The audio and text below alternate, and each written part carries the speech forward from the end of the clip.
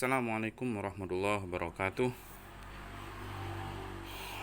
Today we are going to study about exposition text, analytical exposition text. By the way, exposition text you have learned when you were in junior high school. What is exposition text actually? If you forget what is exposition text is, maybe I will give you example. Kalian mau uang saku kalian dinaikkan. Nah, alasannya kenapa? Nah, kalian bisa memberikan pendapat kenapa uang saku kalian harus dinaikkan.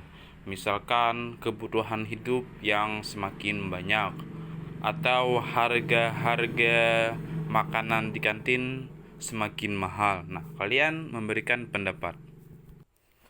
Atau kalian bisa memberikan pendapat kepada orang lain. Nah, disitulah namanya teks eksposisi. Bagaimana kita memberikan pendapat dengan baik dan benar. An analytical exposition text evaluate a topic critical but focus only on one side of the argument.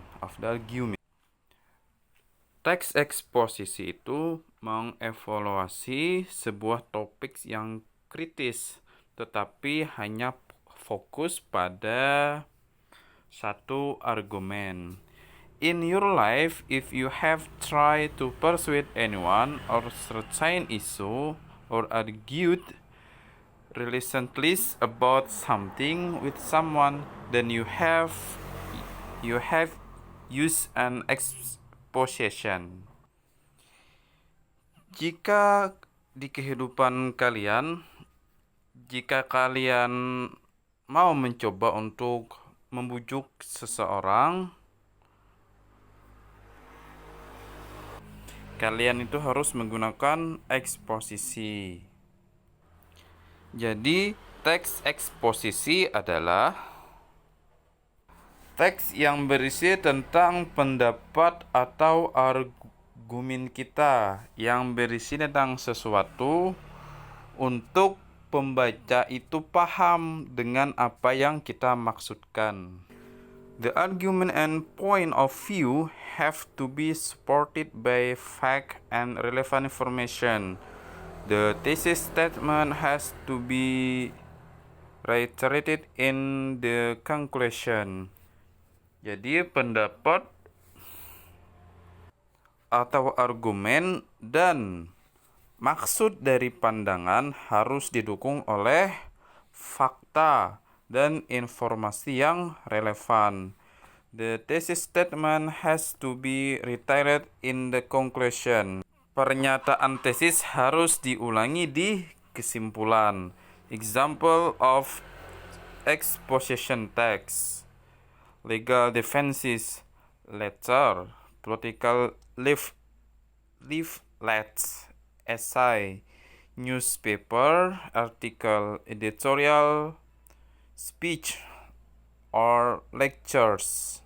Contohnya bisa tentang hukum, surat, politik, esai, kemudian artikel koran, pidato, editorial, tajuk, rencana, atau redaksi. Nah, social function.